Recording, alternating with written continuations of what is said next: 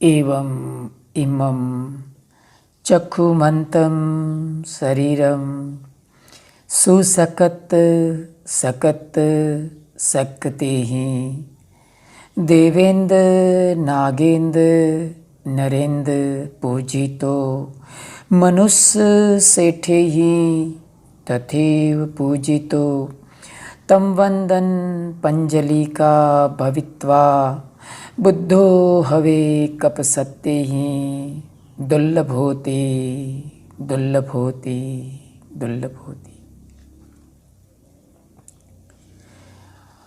महाकारुणिक विश्व वंदनीय भगवान तथागत सम्यक संबुद्ध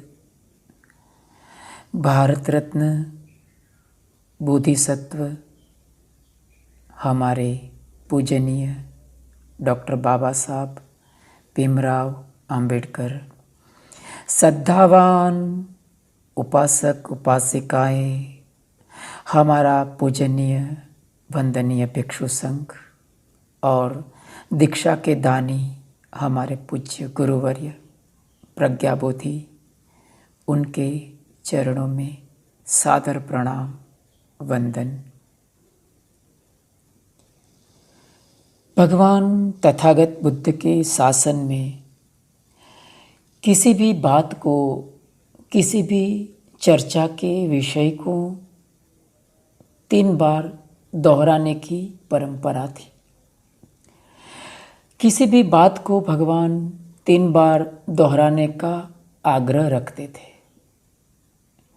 हम अच्छी तरह से ये बात को जानते हैं कि हम जब त्रिशरण को ग्रहण करते हैं तो हम 3 बार उसे दोहराते हैं। इतना ही नहीं, भगवान बुद्ध ने जब भी महापरिनिर्वाण का उनका समय था, उन्होंने जब भी महापरिनिर्वाण की घोषणा की तो वो भी 3 बार की थी। ऐसे अनेक विषय, चर्चा के विषय ऐसे थे जिनके बारे में भगवान 3 बार दोहराकर उसका समापन करते थे।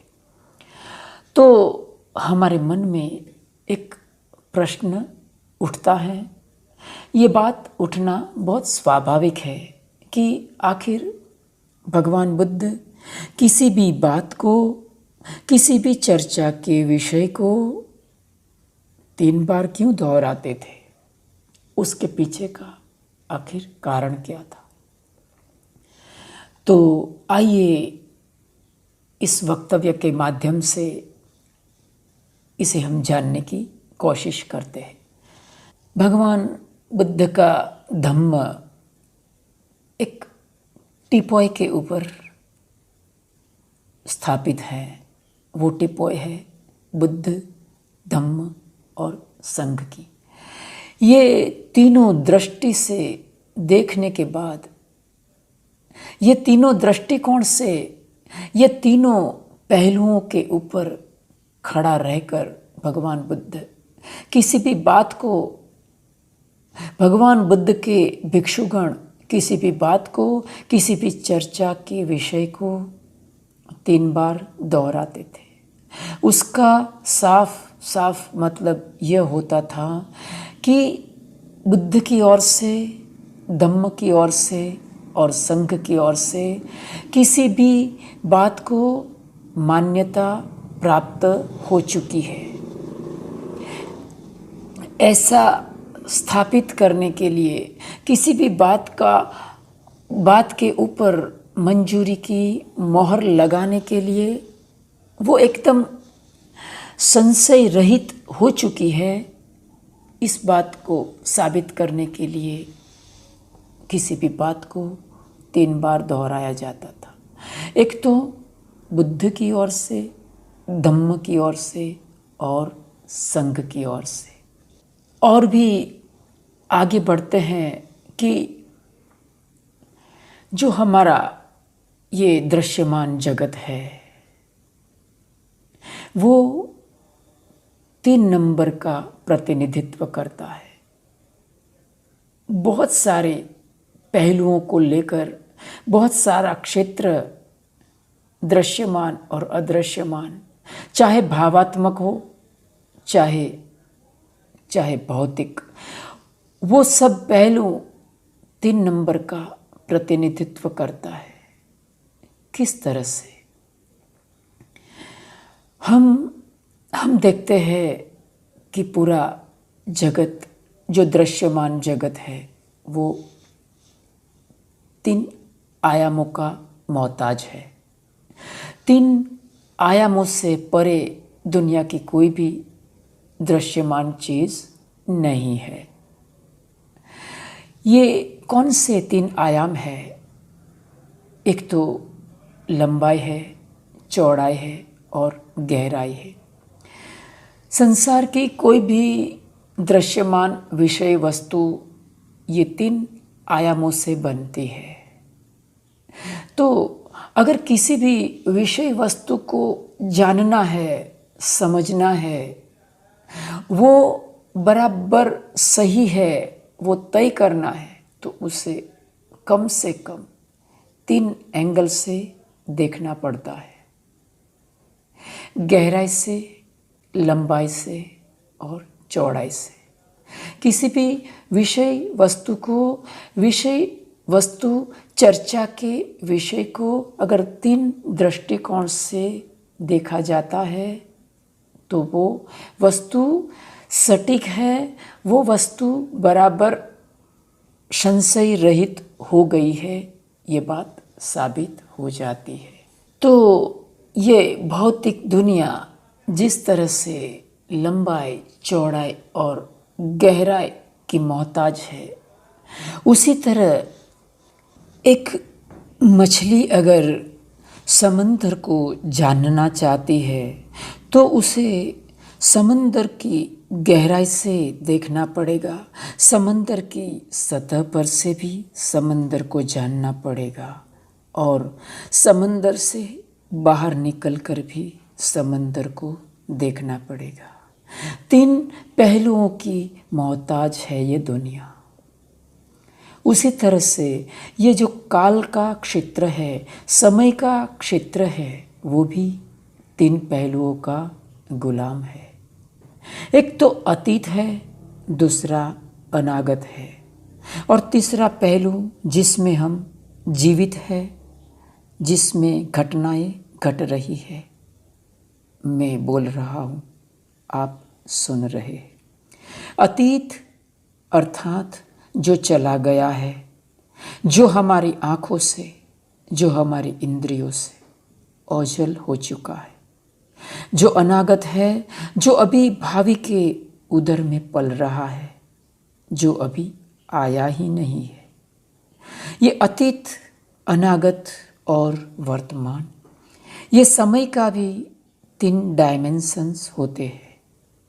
यह भावात्मक जगत का क्षेत्र है, वो भी 3 नंबर का प्रतिनिधित्व करता है। इस मायने से भगवान बुद्ध किसी भी बात को 3 बार दोहराते थे।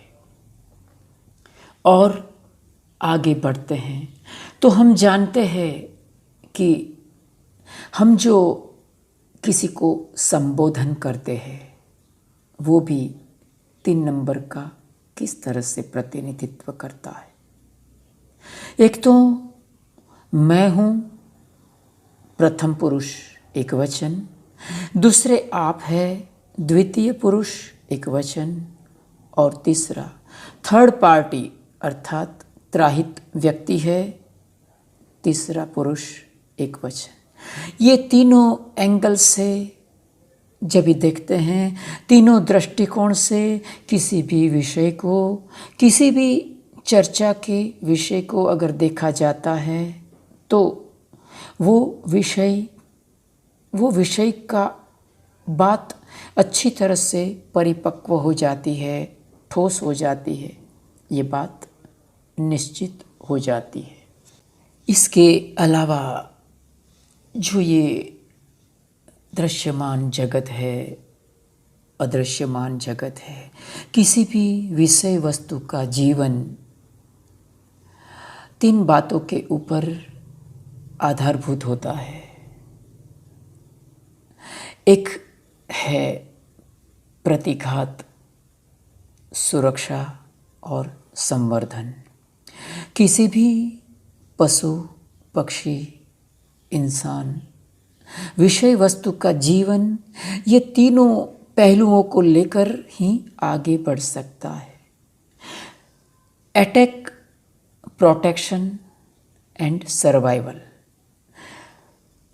प्रतिघात करना है, सुरक्षा करना है और संवर्धन करना है। जो चर्चा का विषय होता था, किसी भी बात को 3 बार दोहरा के उसके पीछे का हार्द, उनके पीछे का जो कहने का तात्पर्य यह होता था कि ये बात की सुरक्षा के लिए, उनका रक्षण के लिए प्रयत्नशील बनना पड़ेगा। उसके विरुद्ध में, उस बात के विरुद्ध में जागने वाली दुष्ट शक्तियों के प्रति प्रतिघात करना पड़ेगा और उसकी प्रगति के लिए उसका संवर्धन करना पड़ेगा।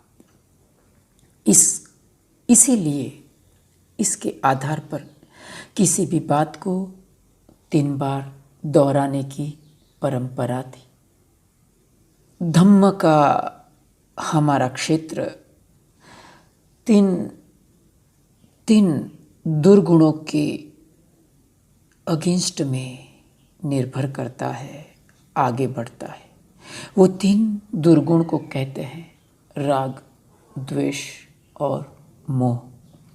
ये तीनों ग्रंथियों के द्वारा भी किसी भी बात को जब देखा जाता है, किसी भी बात के ऊपर जब उसका अवलोकन किया जाता है, तो बात बराबर तय हो जाती है, बराबर बात निर्णयात्मक बन जाती है, सटीक हो जाती है, ठोस हो जाती है। इसीलिए किसी भी बात को भगवान बुद्ध के शासन में 3 बार दोहराने की परंपरा थी। और भावात्मक जगत में एक बात और है कि जो हमारा मानस है, मानस शास्त्रियों के अनुसार हमारा मानस का तीन हिस्सा होता है। एक तो जागृत मन है, दूसरा अर्ध जागृत अर्थात सुसुप्त मन है, तीसरा है अजागृत। तो जो हम जागृत अवस्था में जो कुछ कर रहे होते हैं, मैं बोल रहा हूँ, आप सुन रहे हैं, हमारे आसपास घटनाएं घट रही है, उसके हम जानकार हैं, ये जागृत मन का कार्य है। दूसरा कार्य सुसुप्त अवस्था का होता है, अर्ध जागृत मानस का होता है, जब निद्रा के दौरान वो कार्यशील होता है। और तीसरा मानस का हिस्सा जो कि बेहोशी के काल में वो उजागर होता है, वो अजागृत मन, अजागृत मानस कहते हैं।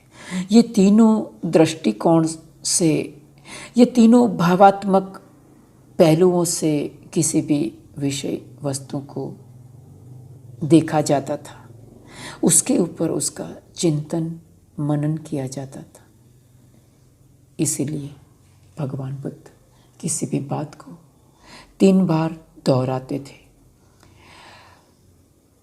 मानस शास्त्रियों के अनुसार कहा जाता है कि अगर किसी भी बात को हम 3 बार दोहराते हैं तो वो बात हमारे जागृत मन से लेकर अर्ध जागृत मन को ओवरटेक करके वो अजागृत मन में प्रवेश कर जाती है। तो कोई भी बात बराबर ठोस बन जाती है, वो विवाद रहित बन जाती है, वो सटीक संशय रहित बन जाती है। इस कारण से किसी भी बात को भगवान तथागत बुद्ध के शासन में 3 बार दोहराने की परंपरा थी। तो आज के दिन बस इतना ही।